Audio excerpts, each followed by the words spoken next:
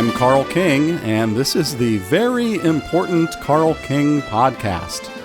In fact, it's the most important Carl King podcast in the galaxy because Carl King hosts it. To support this Carl King podcast, go to patreon.com/Carl King and subscribe for $1 or $5 a month, because it's the easiest way to reward me for being such a creative person. Or pretending to be. Again, special thank you to my $50 a month patron, Hank Howard III. Wowzers. So let's begin to get started.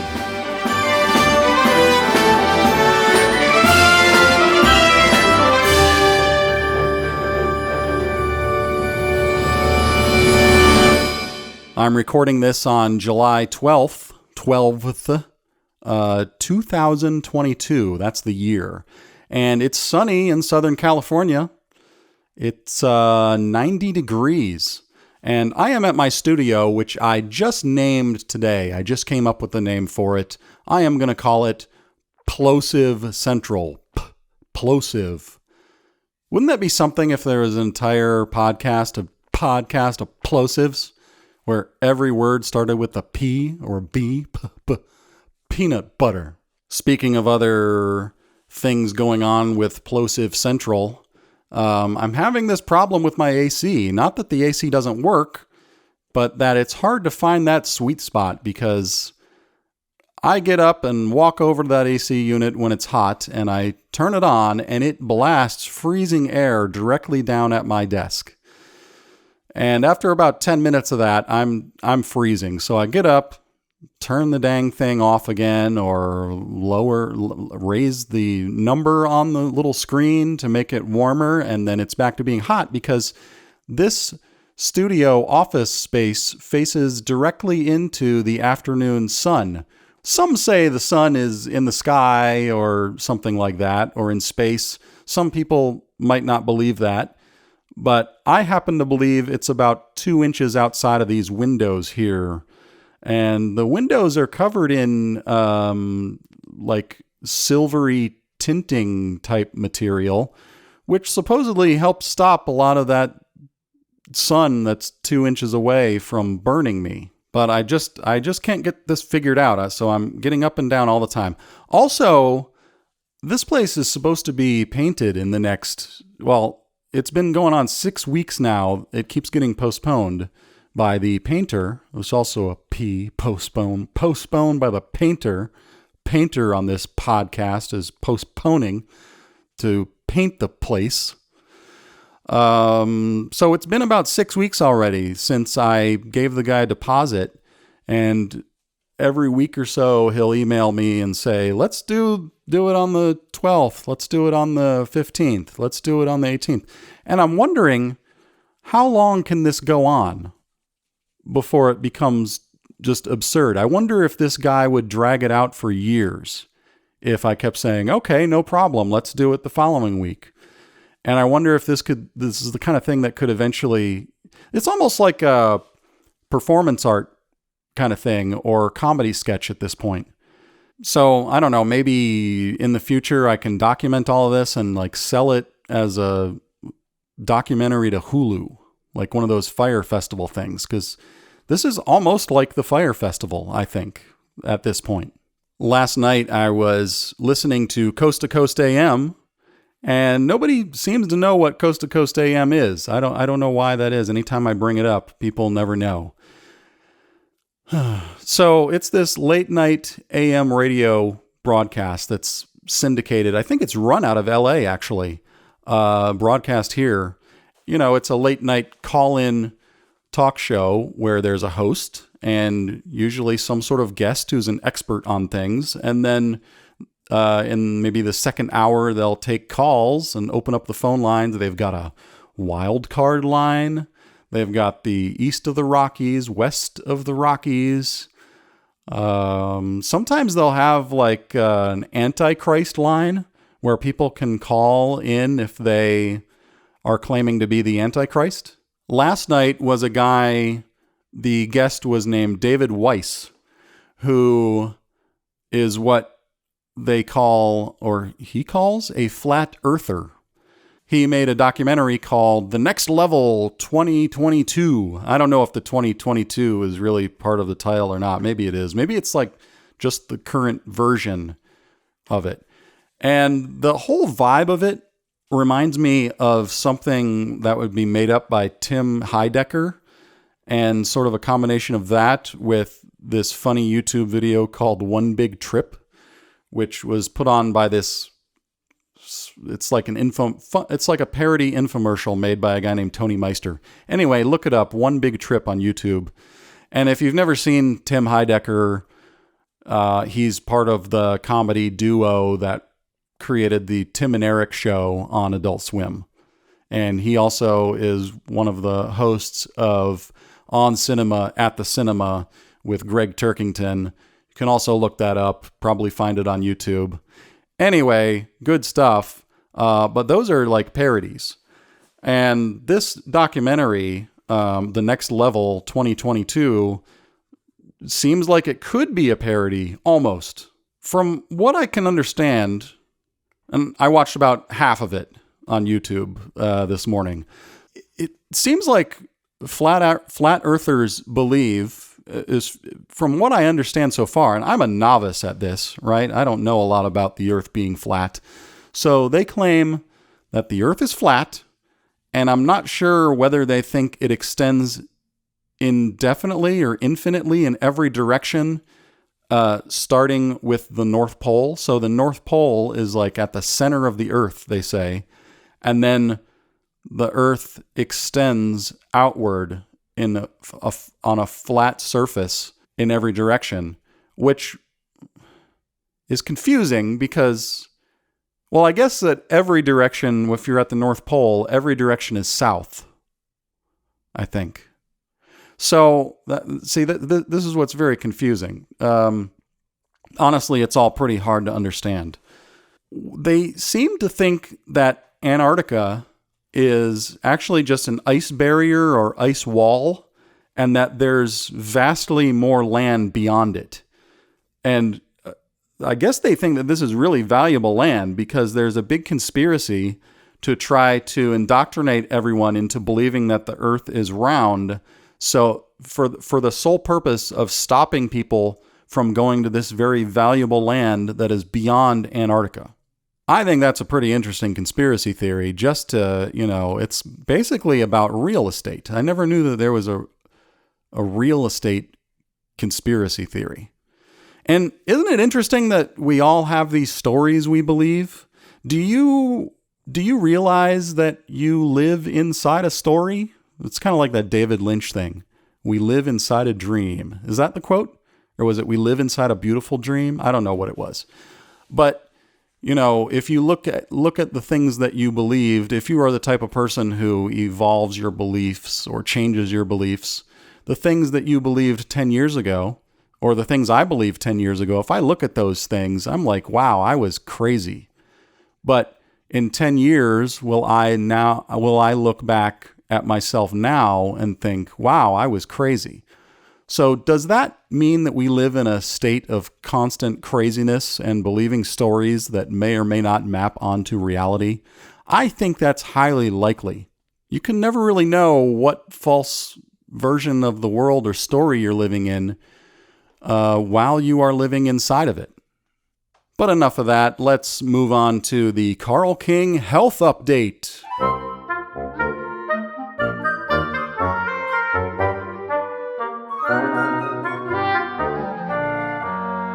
Everyone wants to know how I'm feeling these days. Well, first, my hands and feet are itchy. This happened, I think, just a couple of nights ago. I woke up and it was just very itchy. And I don't know what's causing it. And as far as I know, I can't die from it. I don't know if you can die from being itchy unless you are also scratchy. Like you might be able to scratch yourself to death, I think.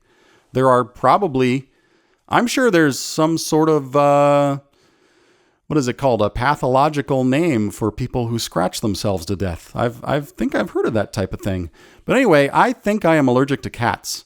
And that's an unfortunate thing because we have 2 cats, and I seem to be allergic to one of them more than the other.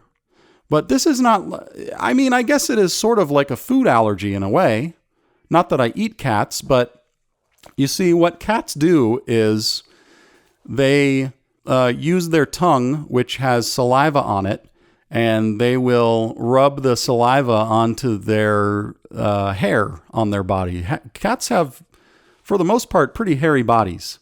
I'm trying to think of the parts of their bodies that are not hairy, which might be their eyeballs and their teeth. And I don't know if whiskers also have hair on them. There could be miniature hairs on the whiskers. Huh. Anyway, they put the saliva onto their hairy bodies, and then the saliva is wet, and then the saliva is no longer wet after that, and it turns into like a dust or a powder that if you touch your hands onto the cat, the powder will get on your hands, and then it will also fly into the air, and you'll get it in your nose, and you can turn red because of it and become scratchy and itchy.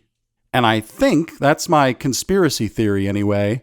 That is the story I am living within at this moment. I think I'm allergic to cats. Second, I'm on this completely impossible diet called low FODMAP. And has anyone ever heard of that? I doubt it.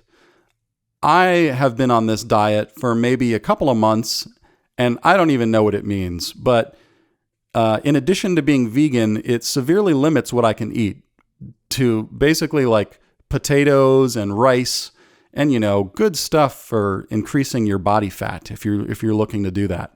Seems like a lot of people are looking to do that. Now, FODMAP stands for something. It's a acronym, and we like acronyms here at the Carl King Galactic Podcast. Wikipedia says that FODMAPs are fermentable oligosaccharides, disaccharides, monosaccharides, and polyols. Are short chain. Golly, this is difficult to read. Are short-chain carbohydrates that are poorly absorbed in the small intestine and are prone to absorb water and ferment in the colon. So now you know, colon. And I'm sure you're glad I shared some poop talk with you today. That's called Poop Talk, everybody.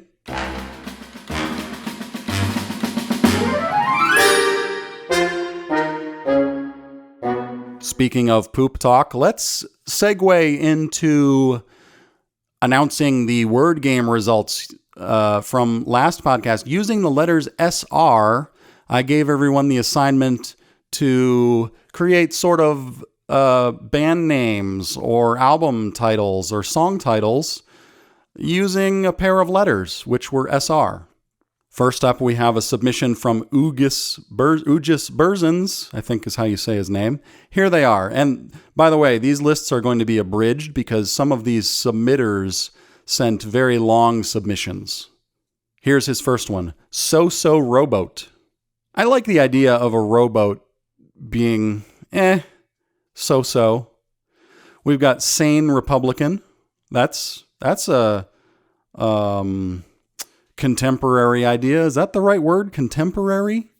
We've got Sandwich Remedy, as if, sandwich is an illness that we need a remedy for. That could be true.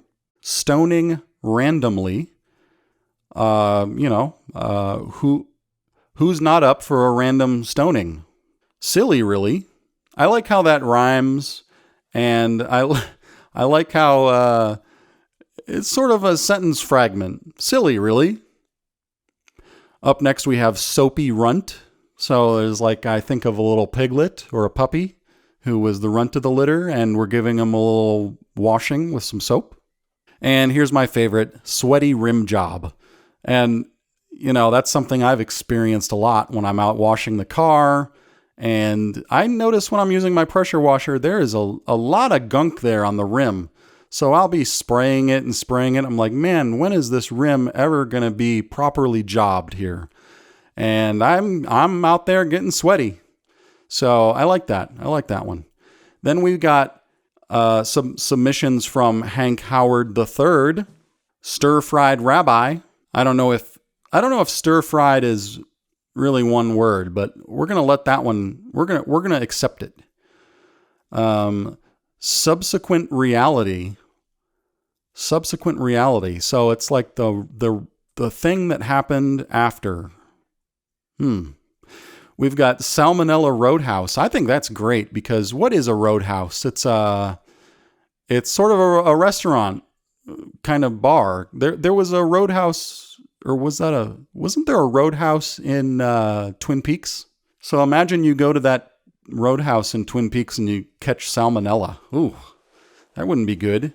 And what if you were in the bathroom and you used the toilet without one of those seat coverings, and then you got a southbound rash?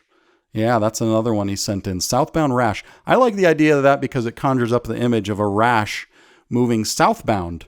But that's only if you believe in the idea of south, because I think there's no south in the flat earth theory. And then we have selfish representative, which is also pretty good. So thank you, Hank Howard III, and congratulations. You both win the grand prize of being mentioned on this episode of the Carl King podcast.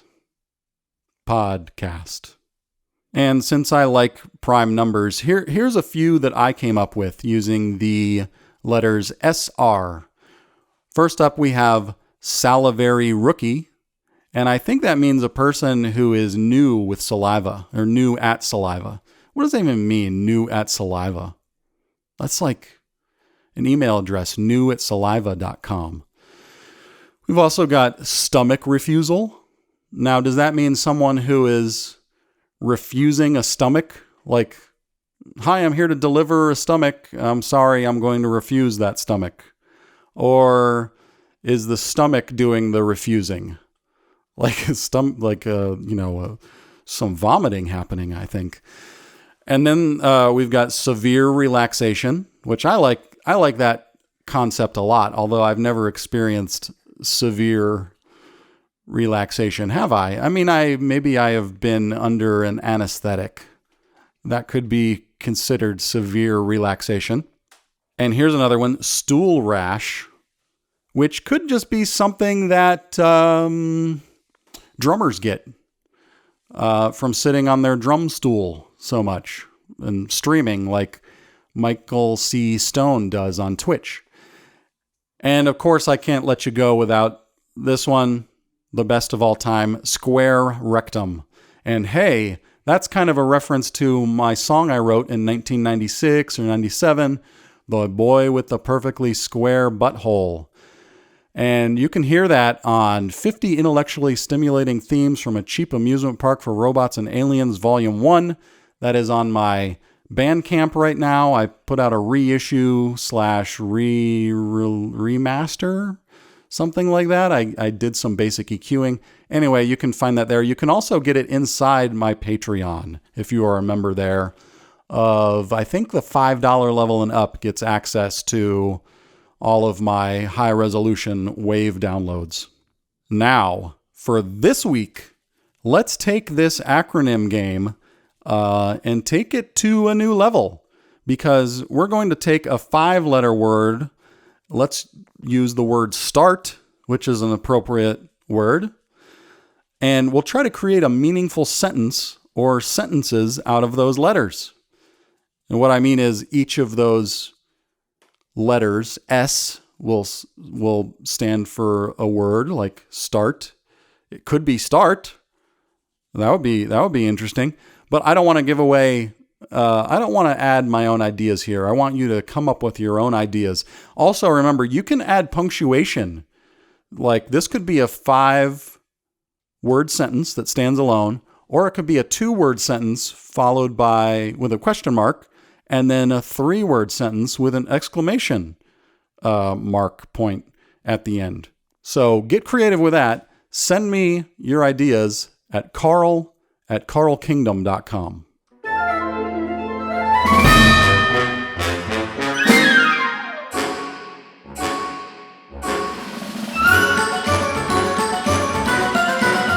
Let's jump into some listener questions. Listener question number 1, Mr. Carl King, how do you organize and schedule your creative work? Well, I use 3 different programs or apps, I think they're called. I use one called Things, Things, that's the name of the app. I use Evernote, Evernote, and I use Google Sheets. And I've used those 3 things, and it hasn't changed pretty much in probably 10 years. Now, what do I use each one of them for? Let's begin with Things. What's such a weird name for an app? Anyway, it's my go-to for quickly taking notes on pretty much anything. When I'm out at the grocery store or riding my bike, I'll pull over and type down an idea, like a cartoon idea or some dialogue or just something I need to remember to do. Or maybe even just something that I need to regularly access quickly, like the security code for a gate. If I haven't memorized it, I'll jot it down there and I'll just keep it there so that, like, oh, I need to know that code again. Boom, there it is on the bottom of my list of things. Or, for instance, one of the things I typed into it the other day was song where the only lyric is Satan. So imagine like a whole song where that's the only word that you can use, and you have to do it creatively to sustain a whole song for, 3 minutes. After they sit in Things for a little bit, the app called Things, they get moved into Evernote. And inside Evernote is basically like this app that contains a whole bunch of documents that you can categorize. And I have a document for each major creative project I'm working on, whether it's a cartoon or an album or a documentary or whatever. And I also have this giant document called Writing Master Notes, where I'm saving all of the screenwriting theory concepts I learn as I go, so that it's actually kind of cool to keep all that stuff around and be able to review it. It's like, and it's not very organized at the moment because it's getting so big. But if I write a screenplay, I can then go back through my Writing Master Notes, and I have a section in there, called Dialogue, and it's all of the useful tips that I want to remember, or interesting quotes or lessons from teachers on writing good dialogue, or creating characters, or structure, or anything like that. I also have a document called Psychology Notes, where anytime I'm out in the world, if I'm reading a book or watching a movie or an idea occurs to me that has to do with psychology, I will throw that into that list. Or philosophy notes. Philosophy notes, if I'm reading a book on philosophy or something that has to do with daily living or ideas that I think might help me do things better, or just strange thoughts about the world, I'll type them down in my philosophy notes. I also have one called Creative Genius Book 2nd Edition because I've been, over the years, putting ideas down in there that I would like to eventually, if I do a 2nd edition of that book, when the time comes, I'll have all those thoughts right there. I also have one called Seth Godin Blogs I like, where I get a daily email from Seth Godin when he posts one of his blogs. And I read them every morning. And if I really like one of them, I just copy and paste it into my Evernote. And also, I think I have another document called Quotes, where it's just quotes that I like. And I try to make notes about those quotes so that I can easily find them. There's some quote that's a really good one. I don't know what it is. I'm not going to bother to look it up at the moment. But I keep thinking it was from Isaac Asimov, but it wasn't. So I wrote in there, not by Isaac Asimov, so that I can easily find it because I always think it's Asimov and it's not. I can go to Evernote and search Asimov and boom, it brings up that quote.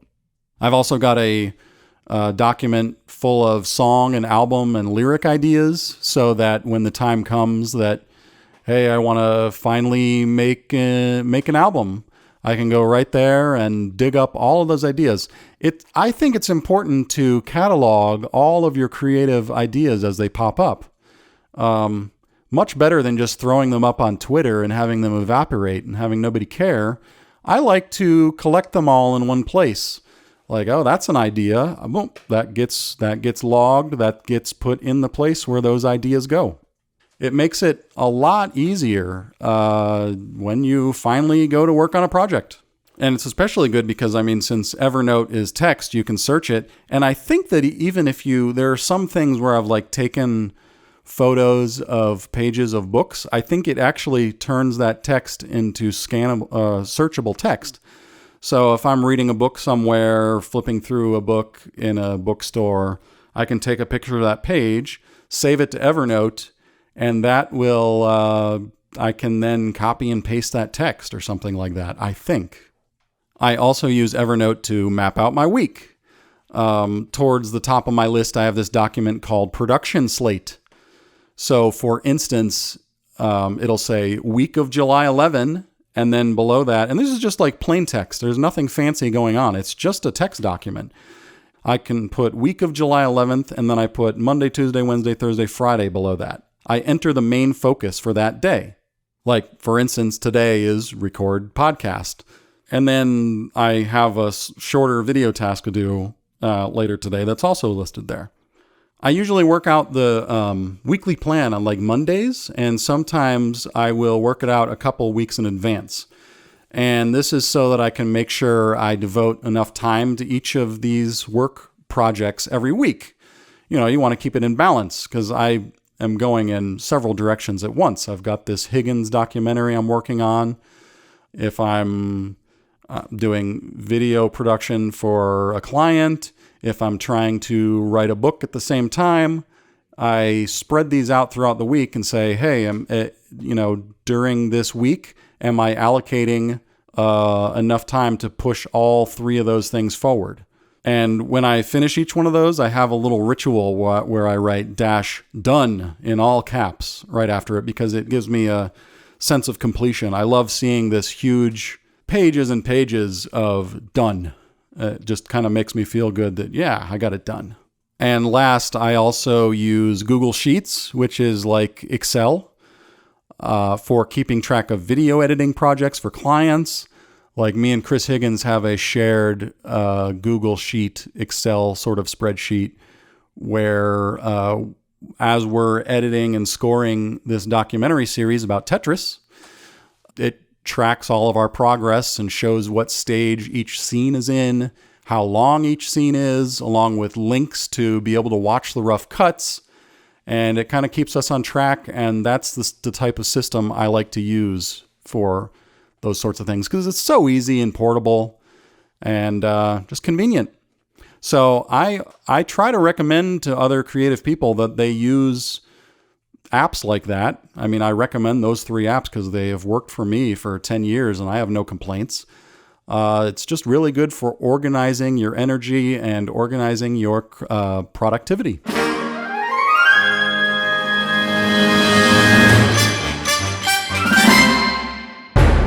Let's move on to answering last week's question. That question was, what is the difference between art and entertainment? And here are some answers I received. I'll share the abbreviated answers here and the full version of them on my blog. Hank Howard III says, no, art and entertainment are not the same thing. Art is the thing created by the artist with their unique personality, usually with the intent of showing other people. A song can be written alone in a room and shown to thousands online. A cave person can draw a picture on a wall for someone to find much later. Sometimes it is intentional, sometimes it is accidental. Sometimes it is captured, and sometimes it is not. It is fleeting and faceless. You feel art. Art could be enjoyed by only the artist and no one else. If people like it, it is entertainment. The artist and his fans are being entertained by his own creative process as well. And Ujisburzens says, I think the difference is where and how you're selfish. Art to me is a selfish endeavor, selfish in that it makes me feel better. Even if I'm fixing a door jamb, I use art to inform my choices about aesthetics, tools, etc. Selfish in the process, not the result. I think that line is blurry because artists need to live, and a way to do that is to get attention, praise, and exposure. You can make art and have it be entertaining, but you can also make art and have it be personal and small, and perhaps here's where I lose my thread, entertaining for yourself. I think intention is important. Are you just trying to entertain? Or are you trying to say something or make people think? Is entertainment just engagement or distraction? Some of this stuff is so deeply intertwined that perhaps, as Zappa said, there is no difference. But I sure can smell the difference between the Cardiacs and Nickelback. I'd like to thank you both for submitting your answers. And here's the answer according to Carl King. But that's just one Carl King. There are many Carl Kings. Here it is. Art is created without any concern for an audience. It's the creator's exploration of their own ideas that come from inside them, digging in the subconscious. Their art can be put on display later, like, look what I made out of this stuff I found in my brain. This is important to me. I made something I care about. This is my identity. This is me. Maybe you'll like it. But entertainment is strictly created for an audience. There's nothing inherently bad about either of these things, these arts and entertainments. But I do think that too many artists are pressured into becoming entertainers because entertainment is overvalued in our culture. We've got so many people generating entertainment that non-entertaining art gets buried and ignored. People are like, this isn't entertaining me fast enough. Next. Of course, art and entertainment can overlap because it's like ingredients. But if I had to pick one, I'd go with art.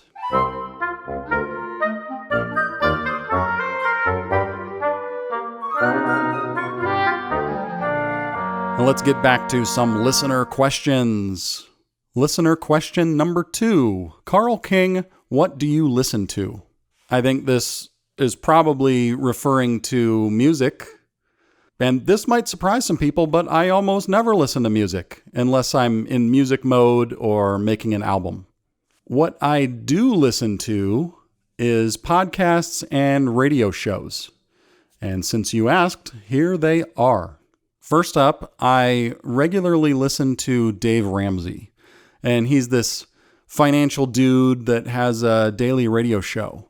And he's pretty controversial, too, because of his sort of religious redneck behaviors, which he's also proud of. So that's not really, I don't think he would care if I called him a religious redneck. I think he would say, yes, that is literally what I am.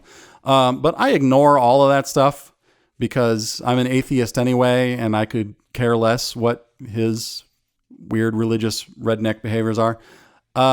But I do enjoy hearing him answer the callers' questions about money. It's a well done talk show, and he's a entertaining host. Actually, my wife and I have followed his system for the most part. For probably like 10 years, and it's been a really big deal. So I recommend it. And listening to him is like a daytime thing for me. I'll usually listen to him when I'm like taking a shower or exercising or driving around on errands or something like that. Second, and this is my favorite podcast, Deep Questions with Cal Newport. He's the author of the books So Good They Can't Ignore You, A World Without Email, and Deep Work, which is this big yellow book with like impact font. I think all of his books have like used like the impact font or something very similar. He also answered one of my questions one time on his show, which was pretty exciting. And I pretty much apply a lot of his philosophy, or at least appreciate a lot of what he says. He's very anti-social media, and deep down I am too. I very much hate it. And listening to his stuff is also a daytime thing for me because it motivates me to get work done. It's very high energy. If you're trying to get work done, you want to listen to something that's a little more high energy and productive, pushing forward.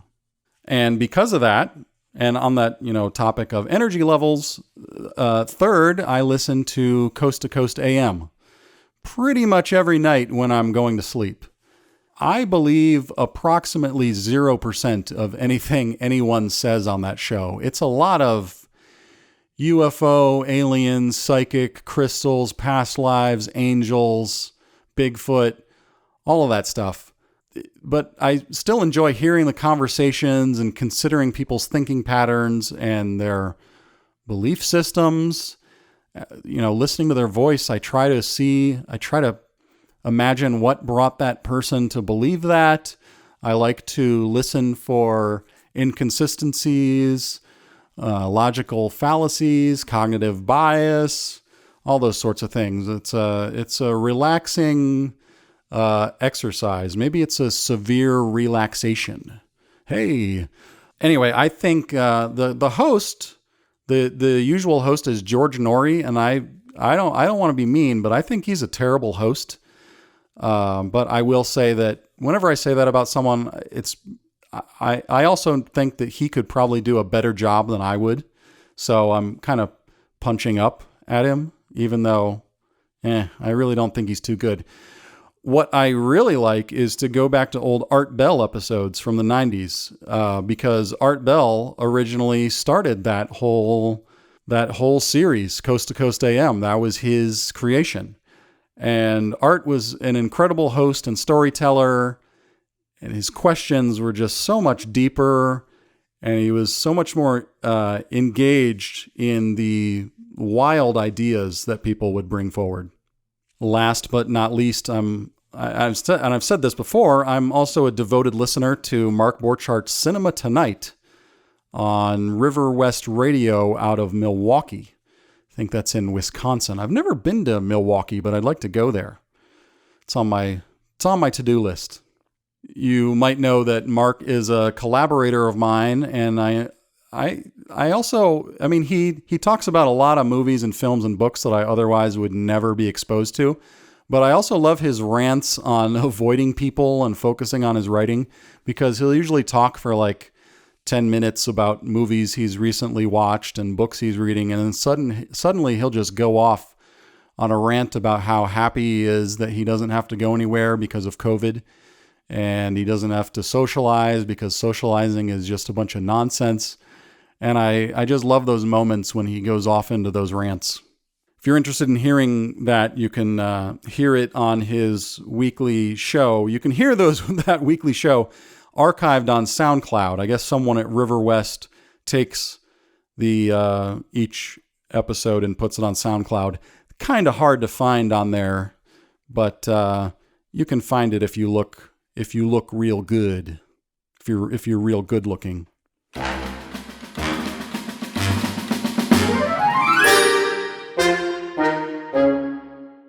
Listener question number 3, and this one comes from Chris Higgins. Hey, Chris Higgins. He submitted this via Patreon. The question is, you make a lot of different kinds of things: albums, cartoons, podcasts, books, documentaries, and other stuff. I'm curious how you think about the creative process involved in those things. Do you find yourself trying to get into a different mindset to do specific kinds of work? Are there any types of work that require a different mode of thinking? I ask this partly based on last week's comment about getting ready to do music. There seems to be at least a let's get set up to do music process physically, but I'm curious about the mental part. Well, Chris Higgins, unfortunately, I think this is going to be a disappointing answer. It's basically, if I take a break from music and don't work on it for a year, I just plain old get rusty and can't remember lots of things. So if I'm trying to make music with a high level of expertise, I need time to relearn that creative vocabulary. And, when I'm in music mode, my other skills just fall apart. Like specifically, if I take a long time away from music, I'll get worse at chord progressions and melodies. But if I'm doing that sort of thing every day, writing songs, thinking in music, like I was back in music school, I'm at the top of my game and it all just flows out effortlessly. And this can get especially difficult with orchestral music since there's so many nuances and dynamics and layers. There's so many timbres and techniques you need to remember for each instrument in order to make them sound realistic. You have to remember how to make a clarinet sound like a clarinet. You can't just input the same information that you would use for a tuba or a group of 4 French horns. There are all these specifics about how those instruments play, and it's easy to forget them. At my best, it takes me like months of doing it every day to be warmed up. And that's what sucks about doing many different things like writing or video editing or scoring or doing animated stuff or doing my text storyboards. But the plus side is I know how they all fit together, and I could pretty much competently work in any of those jobs, assuming I had one of those jobs. Like if I was a writer, I think I could, if I had to write for a magazine, I could probably get the hang of writing for a magazine. And as long as I kept doing it all the time, I think I'd be pretty good at it. Or I could be scoring documentaries and be good at that. But if I take 6 weeks off of it, it takes me quite a while. There's a lot of stumbling at first. But I guess all I'm trying to say is that the plus side of all this is that I do end up having a lot of different skills I can use, regardless of how good or bad I am at any of those skills at any one time.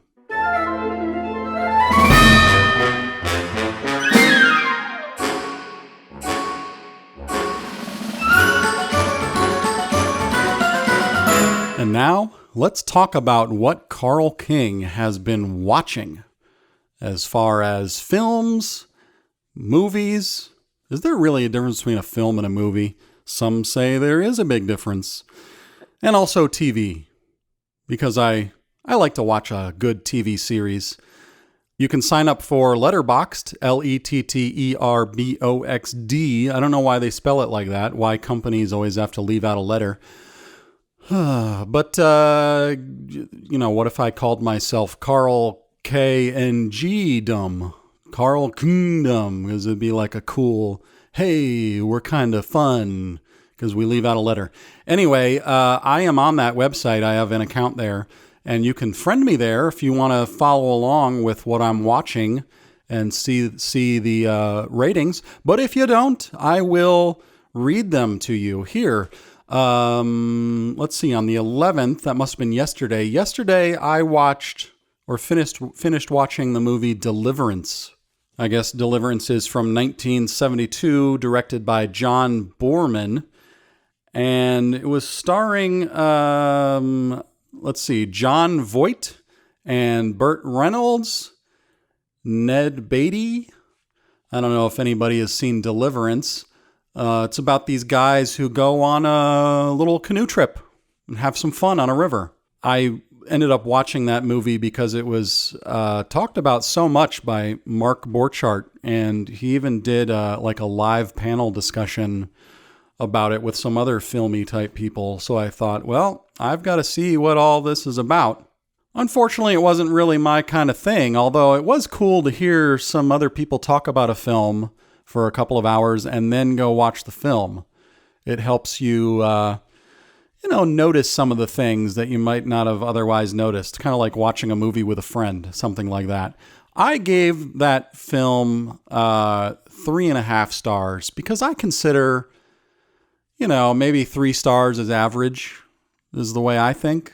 I don't know if that's true or not. What do you think? Do you think that out of 5 stars, an average film would get 3 stars? It might be 2.5. That would be like 50. But then that's not average. That's like failure, isn't it? I don't know. The way I think of it is like 3.5 stars. Kind of average. I guess it was a little above average, in my opinion. But that's just my opinion. So let's talk about opinions. I try not to take my opinions very seriously.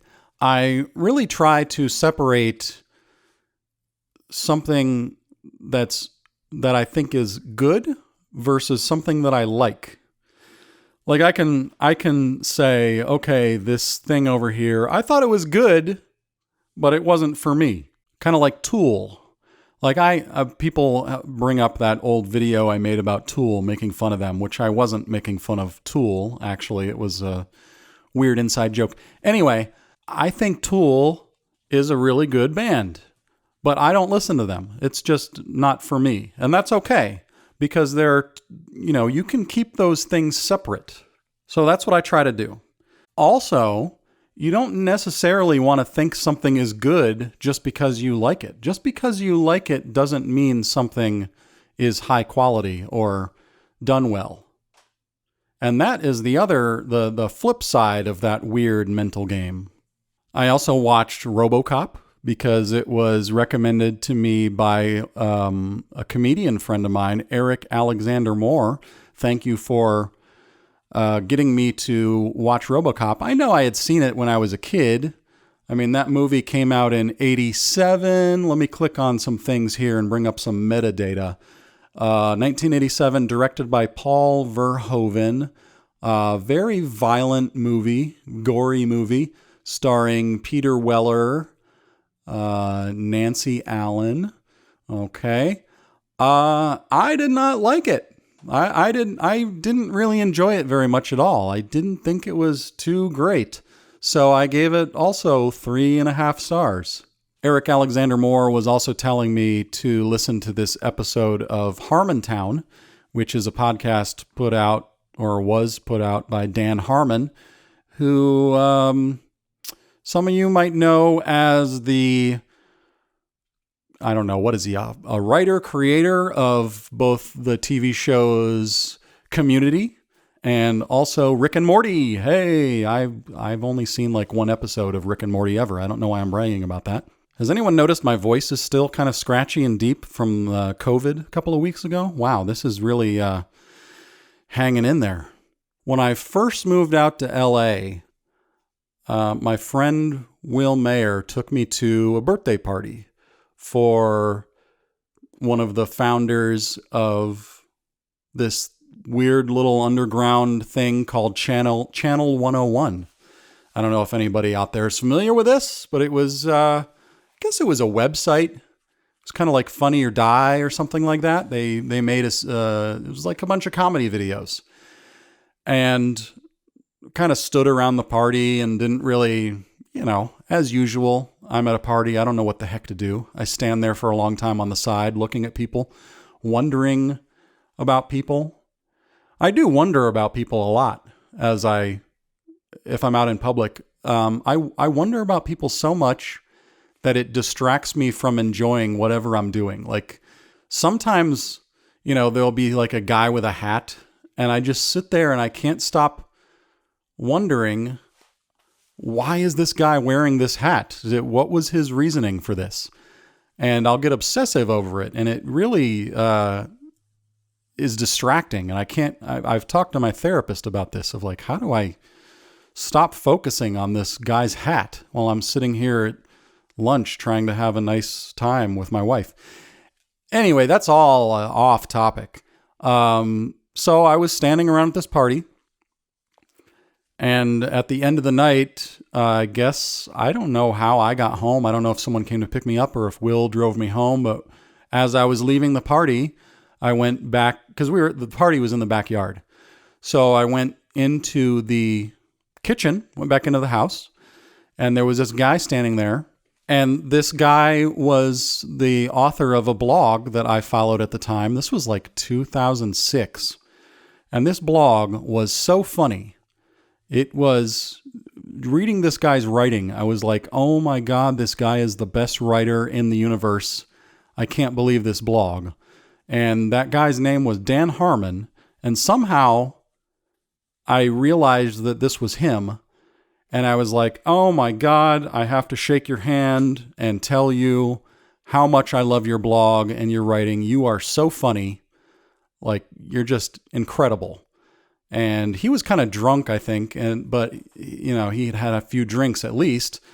And he was so nice and appreciative, and he was like, wow, someone likes my blog, kind of thing. Because I think he had some writing credits at the time. I think maybe he had done some early stuff with Sarah Silverman, but he was just another struggling, weird, creative dude in LA at the time, I think. And I think it was a fun experience for him to run into someone at a party who randomly was a fan of his blog. So there's the Dan Harmon story. That's what I got. That's what I have to share about that. I mean, I'm just saying I kind of discovered him. You know, I liked him before it was cool. Another, I don't know if you call this a film or a movie that I watched. When did I watch it? It should say the date here. This is going back a little bit. The 22nd of June. So that's a few weeks ago. I watched what I thought was going to be a really good, funny movie. And this was recommended, it's talked about by Gabriel Van Handel, I think is his name. Guy who hosts Movie Hustle, which comes on after Mark Borchardt's Cinema Tonight in Milwaukee. Anyway, he recommended The Unbearable Weight of Massive Talent, starring Nicolas Cage. I'm clicking on some things here. Starring Nicolas Cage and Pedro Pascal and Tiffany Haddish, Neil Patrick Harris. I don't know if I remember much about him being in this. This came out in 2022, directed by Tom Gormican, if you really need that metadata for some reason. I was disappointed by it because it was so plot heavy. This is one of those movies where I feel like the plot, let's forget that I said the word plot. I call it plot, but what I mean is very clear, specific, tangible goal. And this is talked about a lot in screenwriting. I find that so distracting when so much emphasis is put on the forward motion of the adventure of trying to reach the goal. And this is one of those movies that just, I was like, my mind was checking out the whole time. I was like, oh man, and just eye rolling and feeling like, can we just get back to the characters? I mean, it was kind of a buddy movie, but it was just trapped on these strict rails of, I'm just stuck in this movie. Like, man, this isn't the kind of thing I want to be watching. A couple days before that, I watched Videodrome from 1983. Let me bring up the metadata here. Directed by David Cronenberg and starring James Woods, Sonia Smits, and Debbie Harry. Debbie Harry was in some sort of a famous band at that time, I think. Was she in Blondie? Is that what that was? Videodrome, I gave, look at that, 5 stars, 5 green stars, and a little heart I added on it. I thought that movie was so strange and fantastic. I was not drowning in the plot, so really enjoyed it.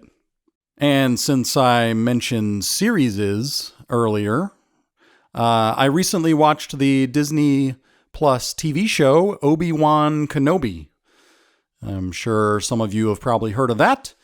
And as much as I wanted it to be, it wasn't my kind of thing. So rather than being frustrated, I've decided to accept that I am not Disney's target audience. Even though I do wear a Star Wars hat and own Disney stock, I also consider Empire Strikes Back my favorite film of all time. Disney's goal, I think, is to make content that the widest possible audience will enjoy, or at least tolerate, or physically sit through. It's like as many people as possible must be willing to pay for it because the financial stakes are too high. I don't know how much Disney spent on Star Wars, and I don't know that have they made their money back at this point? I don't know. I'm not sure. So they have such a big franchise on their hands that they definitely can't risk polarizing the viewers. It's not like they're making weird stuff like David Lynch or Wes Anderson or something where half the audience after the movie is confused. And so Carl King, at least this Carl King, finds its vanilla style difficult to enjoy. But I figure this is an opportunity to ask, it's like as a creative exercise, what could be done so that I would enjoy it? If I were the film studio giving directives, what would those directives be? Well, first of all, one, I would cut out 50% of the dialogue because there's just way too much talking. There's too many people talking about things as they're happening, and we can already see they are happening. So we don't need someone saying, look, a thing is happening. So you could probably cut out more like 75% of the dialogue. Directive 2, just get rid of the little girl. As soon as that popped on, I'm like watching the show, and suddenly they cut to a little girl. I'm like, oh no. Oh, it was over for me at that moment. It's like the thing that Disney/Star Wars is having to do with everything. They're embedding this story of a child and an adult. It's too much. And if you look back, the original 3 films weren't about little kids, and they seem to do kinda okay. Directive number 3, hey, I'm the directive-giving jerk here. Give it some serious cinematography and make it look like a real film. Shoot it on real film if you have to. Get somebody like Dan Mindell, who did the previous couple of Star Wars films, so it looks more like a Star Wars movie rather than this kind of flat TV show. Just because it's a limited series or kind of TV show, it doesn't need to look like that. It's not that hard to up the cinematography. You can give it some texture and dust and atmosphere. It doesn't all need to be like this sterile, flat, clean thing. Directive 4, I would say obscure the plot so that the characters don't feel like video game avatars running around chasing obvious, clear, vanilla goals. Like, it just seems too detached. Like, I cannot identify with these characters because they're really just action characters. They're just kind of robots running around. It's almost like they don't have inner worlds as far as, that's my experience. Other people seem to feel like they sense that Obi-Wan had PTSD. I don't get that at all. I just don't see it. Directive number 5 would be to fix all of the plausibility and logical errors. Aside from the magic of the Force, physically impossible things shouldn't happen. Like, people shouldn't be able to defy reasonable physics of getting from one place to another very quickly. That makes no sense.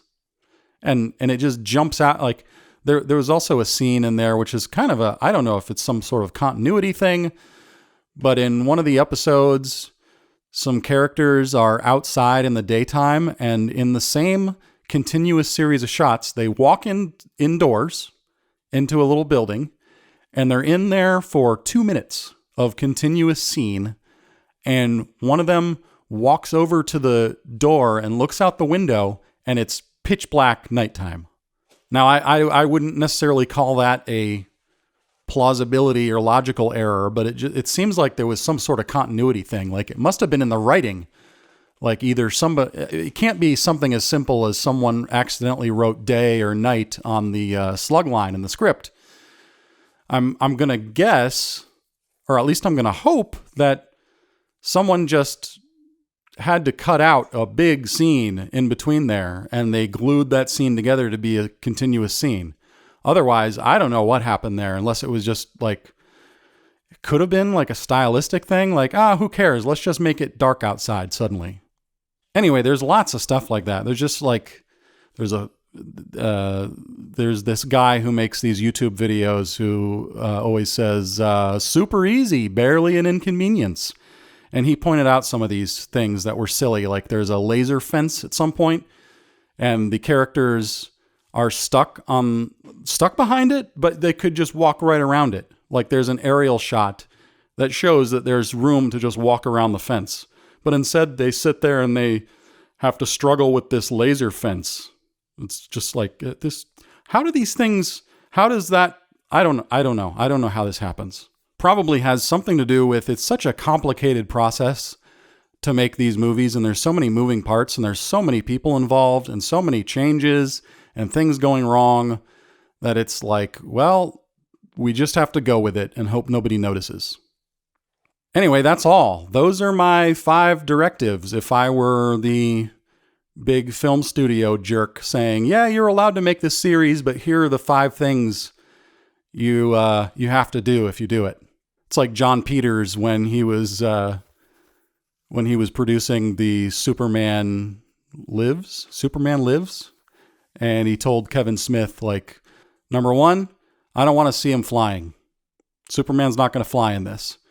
And number 2, what was it? I don't remember. It might have been something like, he doesn't wear a cape. Okay. And number 3, he has to fight a giant spider. And Kevin Smith or any logical filmmaker at that point is kind of like, okay. And I mean, a film can be made within those limitations, but those are some bizarre directives.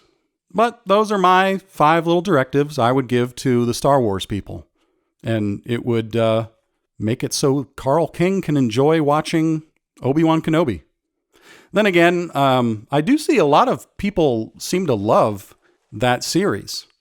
But as we know, people also think the Earth is flat. Thanks again, everyone, for listening to the Carl King podcast.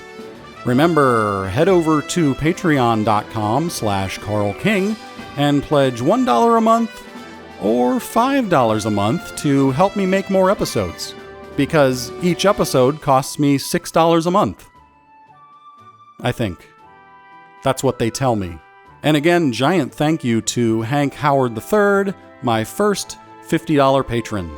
Until next time, remember, my hands are itchy, Carl King is not Disney's target audience, and life is the story you tell yourself. Good night.